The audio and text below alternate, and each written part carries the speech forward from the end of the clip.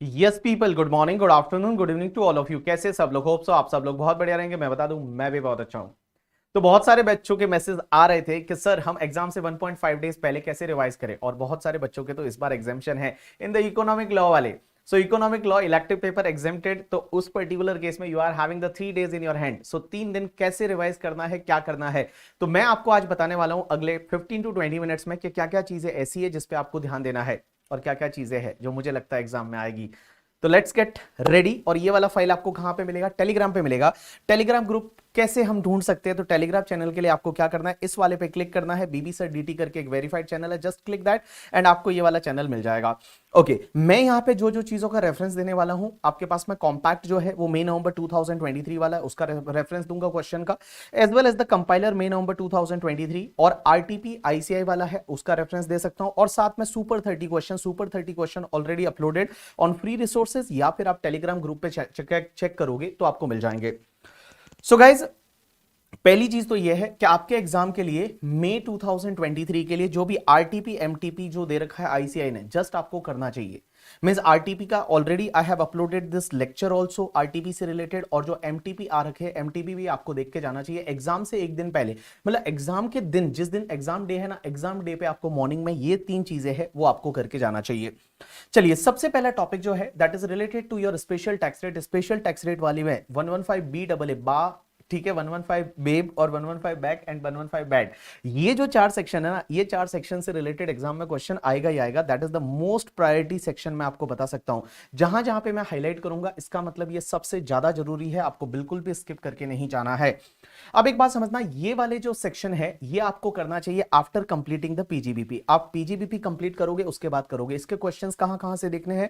तो क्वेश्चन देखने चाहिए example given on the page number 21 of the compact. Compact में 21 पे 115 बीएससी एंड 115 बीए बी से related I have given the example, वो एग्जांपल देखेंगे और उसके साथ सीधा आप सुपर 30 पे जाएंगे, और सुपर 30 में question number 235 from the super 30। But आप क्वेश्चन नंबर 1 पहले करेंगे पीजीबीपी वाला, because question number 2 is connected to the question number 1 करके, ठीक है। तो पीजीबीपी में जब आप पीजीबीपी करेंगे तो पीजीबीपी में आप जो question number 1 and question number 19 of super 30 आप पहले कर लेंगे, उसके बाद में आप ये वाले टॉपिक करेंगे। उसके बाद में अगर मैं बात करूं कैपिटल गेन हेड की, तो कैपिटल गेन हेड में सबसे इंपॉर्टेंट एरियाज कौन से हैं जहां पे आपको ध्यान देना चाहिए? One is the 50B slump sale. मुझे ये लगता है इस बार भी स्लम सेल से रिलेटेड क्वेश्चन आपको एग्जाम में मिल सकता है। After that 9B and 45(4) is most important part for your examination. अभी तक इस पे क्वेश्चन आया नहीं है, वो आपको ढंग से देखना है। तो 50B के लिए स्लम सेल का क्वेश्चन आपको कहां से देखना है? आप कॉम्पैक्ट में देख सकते हैं, पेज नंबर 54 पे दे रखा है हरी प्राइवेट लिमिटेड वाला।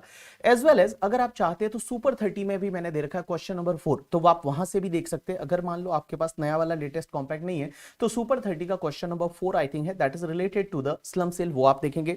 उसके बाद 9B एंड 45(4) से रिलेटेड आपको क्या करना है? एग्जाम्पल दे रखा है कॉम्पैक्ट में on the page number 44 mister Prem वाला, और वो एग्जाम्पल आप ढंग से करके जाएंगे। मुझे ऐसा लगता है एग्जाम में इस बार क्वेश्चन यहां से बनेगा। उसके बाद में अगर मैं third very very IMP part बोलूं तो टैक्सेशन ऑफ यूलिप, और टैक्सेशन ऑफ यूलिप का एग्जांपल मैंने दे रखा है कॉम्पैक्ट में पेज नंबर 82 पे, तो वो वाला आप करके जाएंगे। उसके बाद का जो बाकी का एरिया है 45(5) है, that is related to the joint development agreement. On joint development agreement अभी तक सीए फाइनल में कोई भी क्वेश्चन नहीं आया है, बट मुझे ये लगता है कि सीए फाइनल में क्वेश्चन आ सकता है। तो आप एक क्वेश्चन मैंने ऑलरेडी दे रखा है, that is the question number 44 in the compiler. तो कंपाइलर में question number 44 is related to I think मलिश का ऐसा कुछ नाम है करके, ठीक है, उससे रिलेटेड ये क्वेश्चन दे रखा है। उसमें बहुत सारे बच्चों का ये डाउट आ रहा था कि सर उसमें 54F की एग्जामेशन क्यों नहीं ली है? क्योंकि जब आपका पोजीशन हैंडओवर हुआ, that is called transfer, transfer की डेट से 2 इयर्स के बाद में उसने हाउस प्रॉपर्टी एक्वायर किया है, that's why I have not claim the 54 का एग्जामेशन। उसके बाद में आप जो है वो सेक्शन 112 111 ऑब्वियसली इससे रिलेटेड क्वेश्चन बनेगा, एज वेल एज द एक वो होल्डिंग सब्सिडरी के बीच में ट्रांसफर होता है एग्जाम ट्रांसफर करके, ठीक है। But there is a one section 47A, वो ये बोलती है कि 8 साल के अंदर अंदर वो convert into stock in trade नहीं होना चाहिए और होल्डिंग सब्सिडी का रिलेशनशिप खत्म नहीं होना चाहिए। अदरवाइज जो पहले कैपिटल गेन लगा था करके, पहले एग्जामेशन मिला था, दैट कैपिटल गेन वापस चार्ज हो जाएगा in the year in which transfer took place. तो वो वाला पार्ट आप एक बार देखेंगे। As well as the conversion of capital asset into stock in trade और stock in trade into the capital asset, ये वाला पार्ट आप देख के जाएंगे। तो कैपिटल गेन में this part is really interesting part, as well as मुझे ये लगता है कि इस जिसमें से आपको एग्जाम में 10 मार्क्स के करीब क्वेश्चन है वो आपको मिलेगा। उसके बाद में कंपाइलर से आप कौन कौन से क्वेश्चन और देखने पड़ेंगे कैपिटल गेन टॉपिक पे। क्वेश्चन नंबर 2 जो है conversion of capital asset into stock in trade. Question number 9, 11, 12, 17, 24, 31 and 44 इतने क्वेश्चंस आपको कंपाइलर से देख के जाना चाहिए for the purpose of capital gain. चलिए उसके बाद टैक्सेशन ऑफ अदर सोर्सेज पे आते हैं। तो अदर सोर्सेज में आई have covered only one question, question number 13 आप देख के जाइए। दैट इज रिलेटेड टू अगर आपको गिफ्ट मिलता है and you already paid the taxes under income from other sources, then what will be the cost of acquisition FMV और SDV as on date on which you receive the gift, that will be treated as cost of acquisition and वहीं से आपका period of holding start होगा। तो ये question number 13 है वो आप करके जाएंगे। उसके बाद एक चीज समझना, taxation of the VDA, this is the very interesting part और मुझे ये लगता है एग्जाम में आएगा। एग्जाम में आएगा VDA is amendment and virtual digital asset को अगर आप बेचने से जो भी गेन होता है that gain is taxable at the rate 30% and उस पे टीडीएस काटा जाता है 1% की रेट से, that is given under section 194 S करके। तो आप एक काम करेंगे, taxation of VDA and section 115 उसमें 115 बीबीएच एंड 194 एस ये आप कॉम्पैक्ट से देख लेंगे। उसके बाद में आप क्या करेंगे, आरटीपी का क्वेश्चन नंबर 1 एंड आरटीपी का question number 1 is related to case scenario और वो केस सिनेरियो आपका इसी टॉपिक से रिलेटेड है। Please do that question number 1 of the RTP. तो आपका जो वीडीए वाला पार्ट है वो आपका यहां पे कवर हो जाएगा। उसके बाद आप टॉपिक अमलगमेशन डीमर्जर पे जाएंगे। अमलगमेशन डीमर्जर है वो आप एक बार फटाफट रिवाइज करके और directly question number 1 and question number 2 देखेंगे। उसके बाद अगर मैं बात करूं बोनस स्ट्रिपिंग, मुझे ये लगता है इससे एग्जाम में क्वेश्चन आएगा इस बार। There will be a question of the 4 marks approx और 4 मार्क के करीब क्वेश्चन आपको एग्जाम में मिल सकता है बोनस स्ट्रिपिंग से रिलेटेड। और बोनस स्ट्रिपिंग के क्वेश्चन तो सर कहीं पे नहीं दे रखे, तो आपको मैंने कॉम्पैक्ट में एग्जांपल्स दे रखे हैं। एग्जाम्पल्स दे रखे हैं ऑन द पेज नंबर 187। वो जो 4 एग्जाम्पल दे रखे हैं ना वो आप एक बार करके जाइए, because bonus stripping now it is applicable in case of the shares as well as the units और एग्जामिनर उसको टेस्ट कर सकता है और आपको एग्जाम में क्वेश्चन मिल सकता है। उसके बाद डिविडेंड डिम डिविडेंड वाला पार्ट है वो आप देखेंगे, बट डिविडेंड डिम डिविडेंड में आप एक काम करिए, सीधा example number 1 and 2 of the page number 193 given in the compact. तो कॉम्पैक्ट में जो क्वेश्चन दे रखा है ना, कॉम्पैक्ट में एक ही क्वेश्चन आई थिंक उससे रिलेटेड डिविडेंड डिम डिविडेंड वो आप एक बार देख के जाएंगे। उसमें एक चीज समझना, डिविडेंड वाले में आपको 194M वाला I think here I have given the example 1 and 2, there will be only one example related to the dividend. तो वो डिविडेंड में 194M वाला जो डिडक्शन है वो देखेंगे, एज वेल एज एक चीज ध्यान रखना, dividend and UTI mutual fund से जो भी इनकम होती है वो इनकम पे only there is a one deduction, that is interest on loan taken for investment in the like shares और यूनिट्स। तो ओनली इंटरेस्ट का डिडक्शन अलाउ होता है under section 57 and that should be up to 20% of your income. Means dividend और UTI mutual fund का income होगा उसका 20% से ज्यादा नहीं हो सकता, तो मैक्सिमम 20% तक अलाउ होता है, ये चीज आप ध्यान रखेंगे। लिक्विडेशन एंड बायबैक है, उससे रिलेटेड लिक्विडेशन का क्वेश्चन नंबर 2, बायबैक से रिलेटेड आपका सब रूल दे रखे हैं, तो वो सब रूल जो दे रखे हैं सब रूल नंबर 3, 4, 5, 6, 7 एंड 10 है वो आप देख के जाएंगे।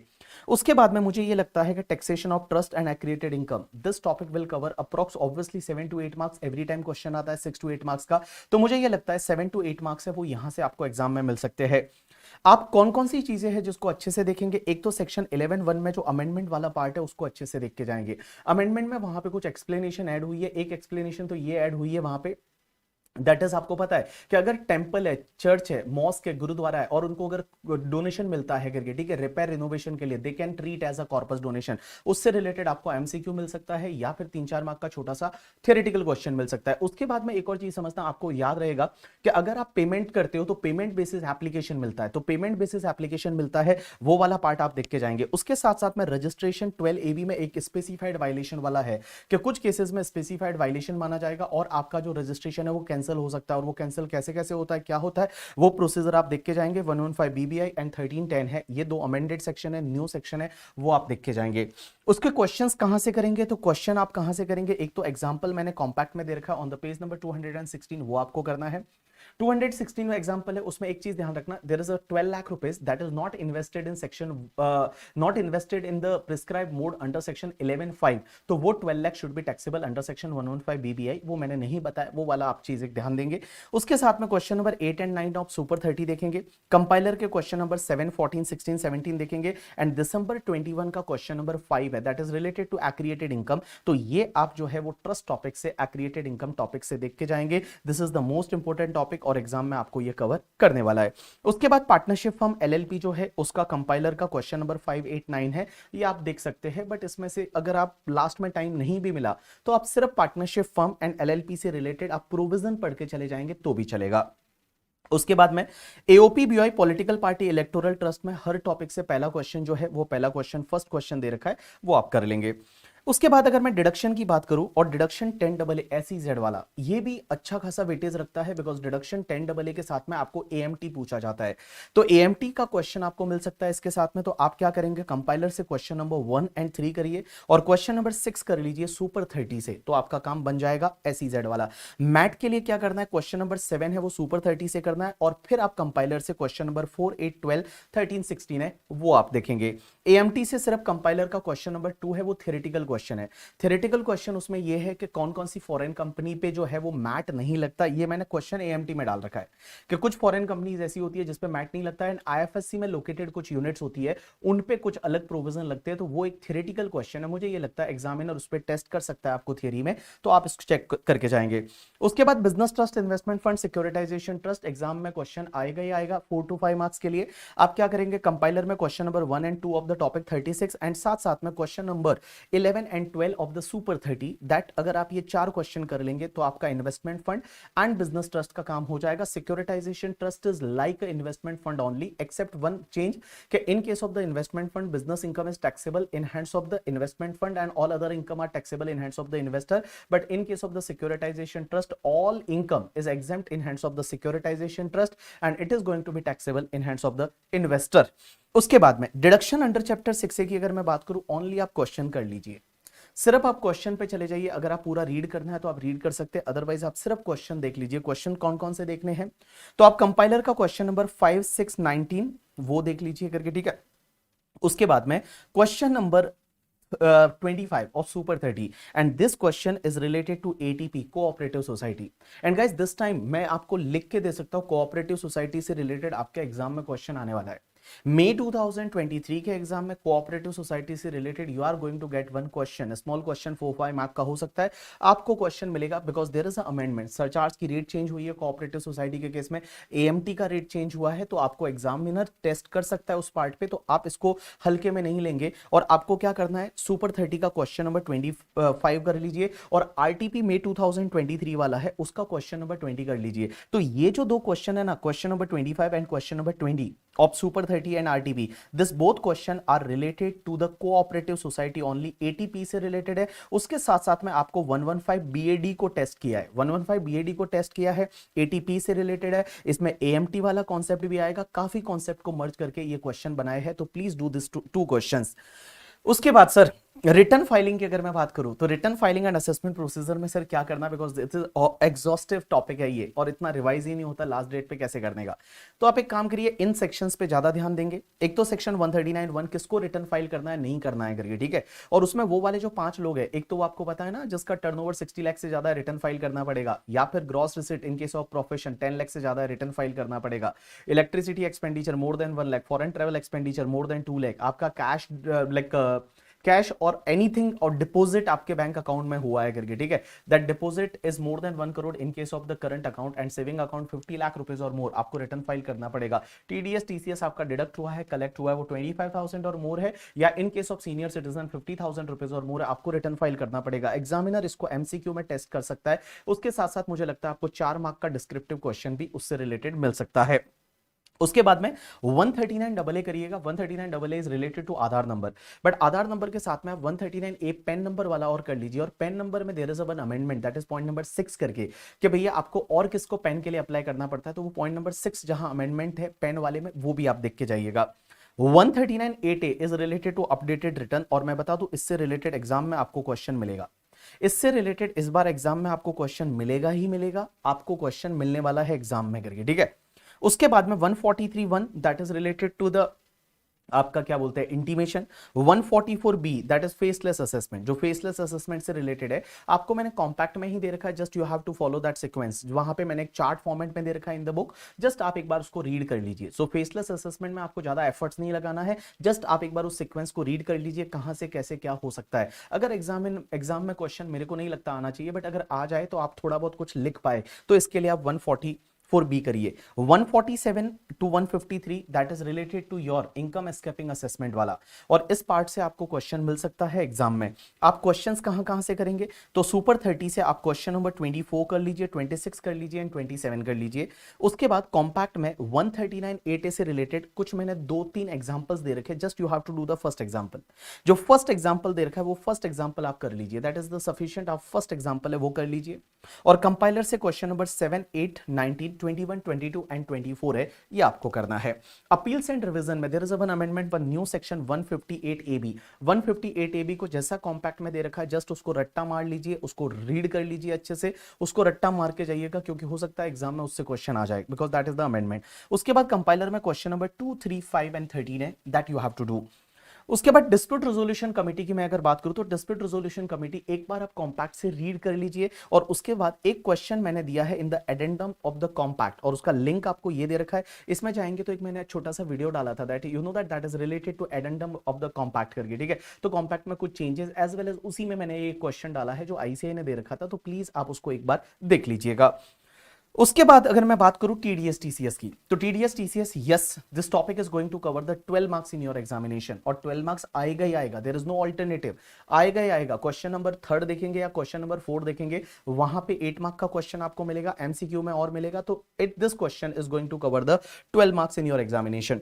सर कौन कौन सी सेक्शंस पे हमको ज्यादा ध्यान देना चाहिए, तो आपको ध्यान देना चाहिए one is the section 194 IA, because there is a amendment in 194 IA. Means यहां पे जो भी मैंने सेक्शंस दिए ना, ये सेक्शंस पे आपको ध्यान देना ही देना है। टीसीएस की सेक्शन को स्किप नहीं करके जाएंगे, एग्जाम में टीसीएस पूछा जाएगा, एग्जाम में TCS will cover the 4 marks, और बाकी वाला जो है वो टीडीएस टॉपिक कवर करेगा। तो ये चीजें आपको बहुत अच्छे से करनी है, और उसमें 194R वाला part, 194R is a new section, don't skip this. और 194 आर से रिलेटेड यू नो दैट मैंने कॉम्पैक्ट में आपको बहुत सारी चीजें दे रखी है, मैंने एग्जांपल्स बना के दे रखे हैं कि कहां पे 194 आर में टीडीएस आएगा, कहां पे नहीं आएगा। जैसे डिस्काउंट के केस में नहीं आएगा, बट डॉक्टर को फ्री सैंपल्स दिया तो आएगा करके, ठीक है। तो ऐसी जो चीजें है, बोनस शेयर दिए तो नहीं आएगा, तो कहां कहां पे आएगा, कहां कहां पे नहीं आएगा, आप उसको एक बार रीड कर लीजिए, आपका एग्जाम में पक्का क्वेश्चन बनने वाला है।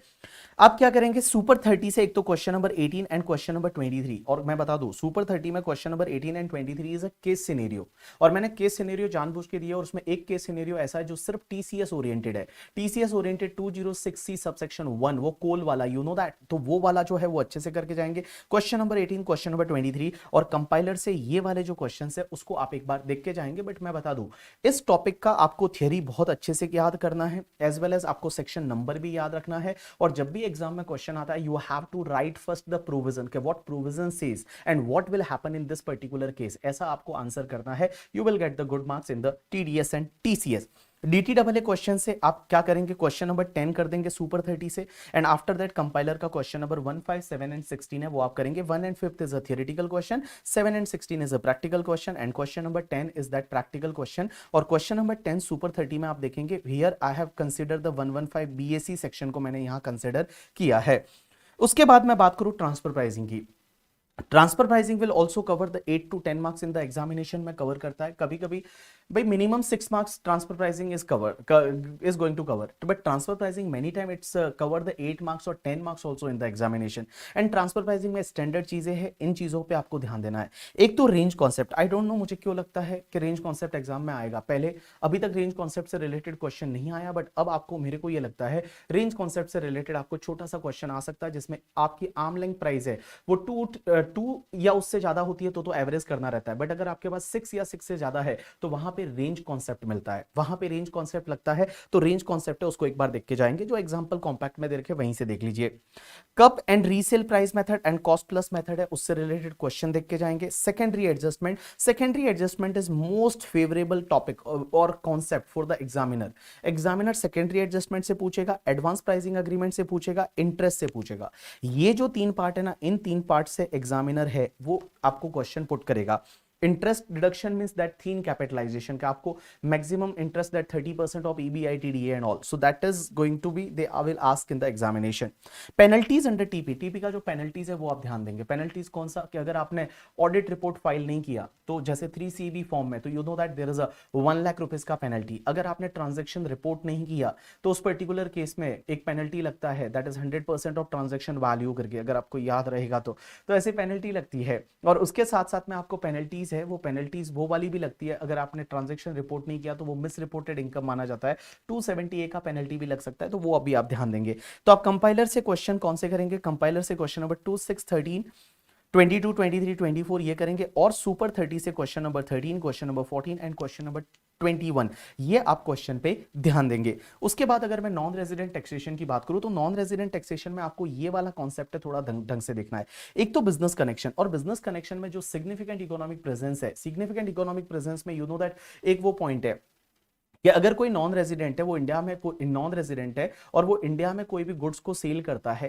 या फिर कोई भी लाइक उससे रिलेटेड उसको जो पेमेंट मिलता है वो अगर 2 करोड़ रुपए से ज्यादा है, तो यू नो दैट उसका सिग्निफिकेंट इकोनॉमिक प्रेजेंस इंडिया में हो जाता है, और सिग्निफिकेंट इकोनॉमिक प्रेजेंस है वो बिजनेस कनेक्शन माना जाएगा। तो वहां पे जो वो 2 लिमिट दे रखी है ना, एक वो यूजर वाली लिमिट और है, तो वो चीज आप ध्यान रखेंगे। उसके बाद में पोएम वाला कॉन्सेप्ट है, ऑब्वियसली आपको याद रखना है, सेक्शन 9, 1, 4 एंड 5 करके, ठीक है, इंटरेस्ट एंड रॉयल्टी एफटीएस के केस में। उसके बाद में 1023 एफई है, एनआरआई टैक्सेशन आपको करना है, और 115A, 115AC and 115AD, 115AD में एफआई और स्पेसिफाइड फंड और पेनल्टी अंडर सेक्शन 271 जीए का, ये चीज है। इतना आप अगर नॉन रेजिडेंट टैक्सेशन में अगर आप करके जाते हैं, आपका काम बन जाएगा इजीली। इसके लिए सुपर 30 में this time I have covered the various question related to this topic. In super 30 में आप जाएंगे तो क्वेश्चन नंबर 15, 16, 20, 22 एंड 28 लास्ट वाला है, that is related to residential status and all, और इनका मैं सब सुपर 30 का तो I already uploaded the video also. तो आप क्या कर सकते हैं, सुपर 30 से ये क्वेश्चंस करने हैं, और कंपाइलर में फिर 3, 11 एंड 20 नंबर जो क्वेश्चन है वो आपको करना है। अब एक बात समझना, इक्वलाइजेशन लेवी है, फटाफट रिवाइज कर दीजिए question number 4 and 5 of equalisation levy. Advance ruling के लिए आपको क्या करना है, कंपाइलर में क्वेश्चन नंबर 5 दे रखा है, that is power of bar. Power of बार में बोर्ड फॉर एडवांस रूलिंग के पावर कौन से है, वो इंस्पेक्शन डिस्कवरी कर सकते हैं, बुक्स ऑफ अकाउंट्स वगैरह ले सकते हैं, तो वो वाले पावर। एंड अगर आप एडवांस रूलिंग जो है उसका जजमेंट आया, उस जजमेंट से आप सेटिस्फाइड नहीं हो या डिपार्टमेंट सेटिस्फाइड नहीं है, तो वो हाईकोर्ट जा सकते हैं। हाईकोर्ट कितने दिन में जा सकते हैं, ये वाला कॉन्सेप्ट से रिलेटेड क्वेश्चन आपको मिल सकता है। एडवांस टैक्स एंड इंटरेस्ट से क्वेश्चन 1 और क्वेश्चन 2 योर चॉइस, आपको जो लगता है वो क्वेश्चन आप करके जाइए, आपका काम हो जाएगा। उसके बाद क्लबिंग ऑफ इनकम है, set of and carry forward है, उसमें डायरेक्टली आप क्वेश्चन पे जाइए, थ्योरी पढ़ने की जरूरत नहीं, डायरेक्टली कुछ क्वेश्चन है 7, 11, सेट ऑफ कैरी फॉरवर्ड में 3 एंड 12 वो देख लीजिए। पेनल्टीज में डायरेक्टली क्वेश्चन देख सकते हैं, सुपर 30 से क्वेश्चन नंबर 17 देख लीजिए, that is a case scenario, and compiler से क्वेश्चन नंबर 3, 11, 15 आप देख लीजिए। उसके बाद गार टॉपिक, अगर मैं गार टॉपिक की बात करूं तो ये टॉपिक से रिलेटेड आपको एग्जाम में 4 मार्क का क्वेश्चन मिल सकता है, हो सकता है कभी 5 मार्क का भी मिल जाए। बट देखो ये टॉपिक ऐसा है ना, it is a developing topic, तो आप इसमें एक्सपेक्ट नहीं कर सकते क्वेश्चन कैसे पूछा जाएगा करके, ठीक है। सो बेटर है आप डायरेक्टली क्वेश्चंस पे चले जाइए। क्वेश्चंस कौन से करेंगे, कंपाइलर से क्वेश्चन नंबर 2 करेंगे, क्वेश्चन नंबर 7 करेंगे जो फुटप्रिंट लिमिटेड वाला है, क्वेश्चन नंबर 8 करेंगे जिसमें वो 9.95% वाला शेयर होल्डिंग है करके, ठीक है, और वो उसमें डीटीडब्ल्यूए का बेनिफिट लिया है, तो वो वाला क्वेश्चन आप कर लेंगे। उसके बाद पास्ट एग्जामिनेशन की अगर मैं बात करूं तो आप क्या करेंगे, पास्ट एग्जामिनेशन जो कि कॉम्पैक्ट के लास्ट में दे रखे हैं पेपर, उसमें से नवंबर 20 के पेपर से क्वेश्चन नंबर 4 भी है वो देख लीजिए, दिसंबर 21 के पेपर से आपका क्वेश्चन नंबर 11A है वो आप देख लीजिए। तो आप इतना करके जाएंगे तो आपका गार वाला पार्ट हो जाएगा। मेरे को ये लगता है इसमें से आपको एग्जाम में है वो थोड़ा बहुत आइडिया लग जाएगा, अगर गार का क्वेश्चन जो भी आता है उससे रिलेटेड। मिसलेनियस टॉपिक जो टॉपिक नंबर 37 आपके कंपाइलर में रहेगा, उसमें से आपको ये क्वेश्चन से ये आपको करने हैं। उसके बाद model tax convention, tax treaty and BEPS जो लास्ट वाले इंटरनेशनल टैक्सेशन के 3 टॉपिक रहते हैं, इसमें से मैंने आपको 3-3 क्वेश्चन है वो सेलेक्ट करके दिए हैं, वो अगर आप 3 क्वेश्चन भी करके चले जाएंगे तो आपका काम बन जाएगा करके, ठीक है। चलिए, सो ये तो आपका रहा प्रैक्टिकल वाला पार्ट, और you can say that the जो आपको प्रैक्टिकल थियरी मर्ज करके। अब है ना कुछ केस लॉस भी आते हैं एग्जाम में, अगर कोई ये बोलता है केस लॉस छोड़ के चले जाओ मत पढ़ो करके, आप पास्ट पेपर देख लीजिए। लास्ट वाला जो पेपर था, लास्ट वाले पेपर में 2 केस लॉ से रिलेटेड क्वेश्चन थे, एक पेप्सी फूड्स वाला था और एक और क्वेश्चन था I think that Sindhi that उससे रिलेटेड करके, ठीक है। तो 2 क्वेश्चन केस लॉ से रिलेटेड लास्ट वाला एग्जाम में भी थे, तो आप केस लॉस को ऐसे स्किप करके नहीं जा सकते। मैंने यहाँ पे आपको एक लिस्ट दी है, ज्यादा केस लॉस नहीं है, अगर आप ये भी ढंग से करके जाएंगे तो आपका काम बन जाएगा, आपका एग्जाम में काम बन जाएगा। अगर आप ये केस लॉज अच्छे से करके जाते हैं तो एग्जाम में आराम से आपका काम बन जाएगा। कैसे, कौन कौन से करने हैं? सबसे पहले तो ये 3 case laws, apex laboratories private limited 2022 supreme court का जजमेंट, और ये case law new Nobel education society and pioneer overseas corporation USA India branch वाला, ये जो तीनों केस लॉ है ना, ये आपके न्यू केस लॉ, इसका लिंक यहां पे दे रखा है, इस लिंक पे क्लिक करेंगे आपको वो केस लॉ मिल जाएंगे करके, ठीक है।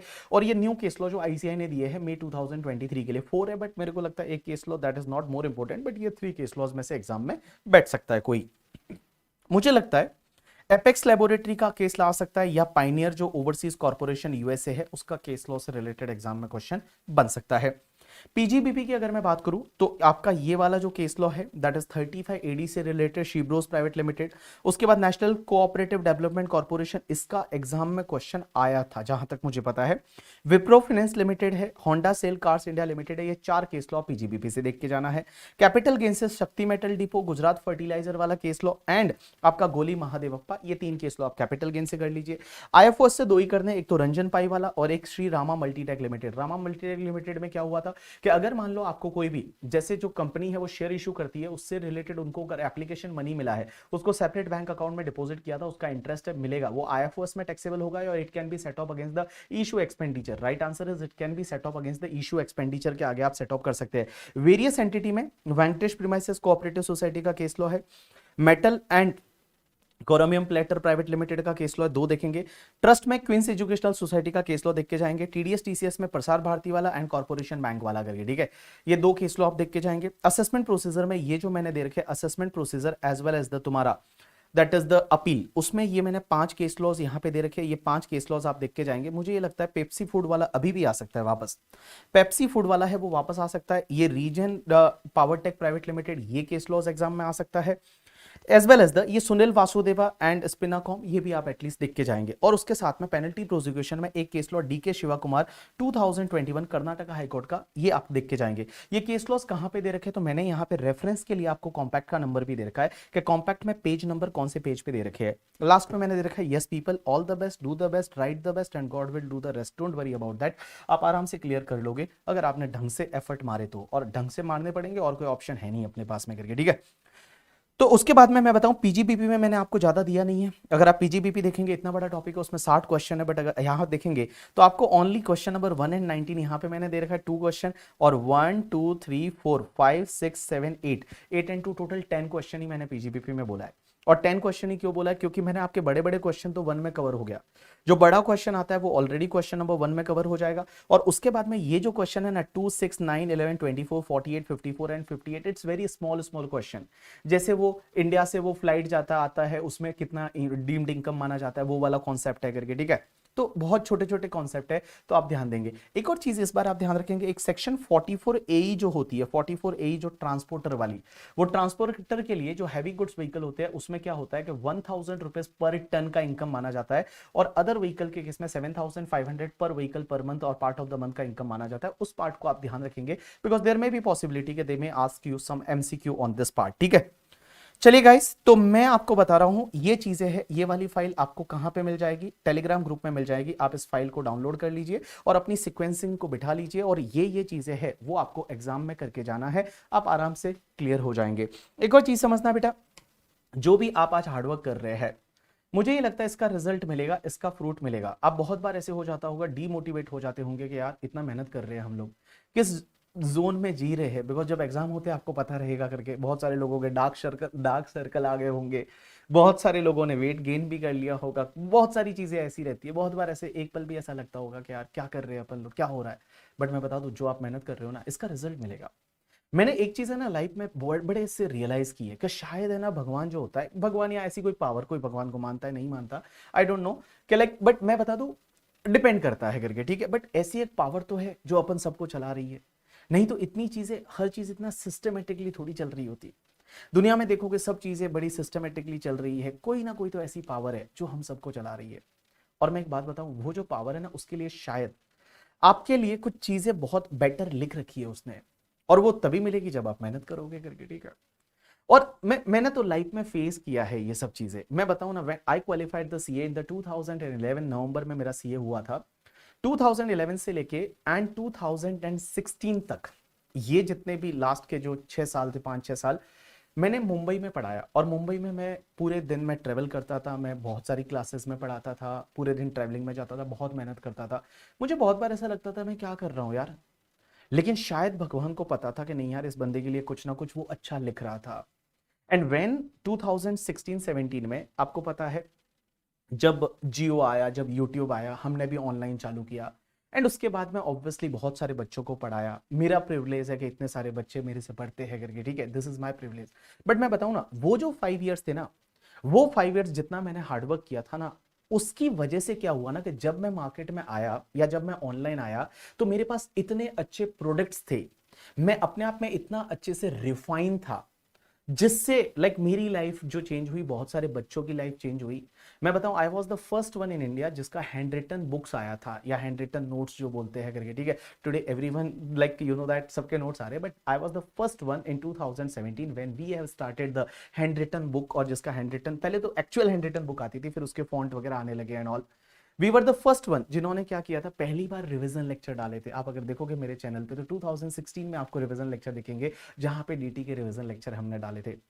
तो मेरे को ये लगता है ना कि वो 5 इयर्स जो मैंने मुंबई में इधर उधर पढ़ाया, मैंने बहुत हार्डवर्क किया, बहुत मेहनत की, वो शायद मेरे को इतना स्ट्रांग बनाया, मेरे को अपने आप में इतना रिफाइन बनाया कि जब मैं यहाँ पे आया तो मैं अच्छे से कर पाया चीजों को।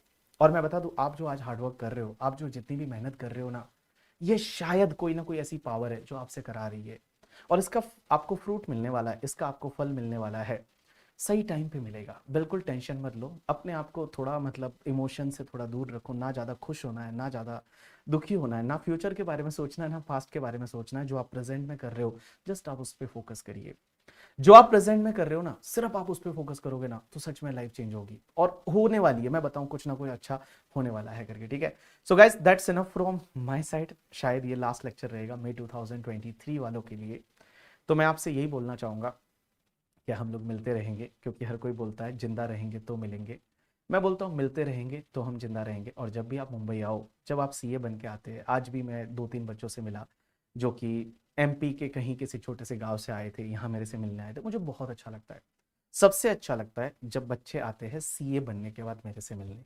और मैं बता दूं आपको, ये आपके लिए मोटिवेशन मानो, कुछ भी मानो, आप तभी मेरे से मिलना जब आप सीए बन जाओ।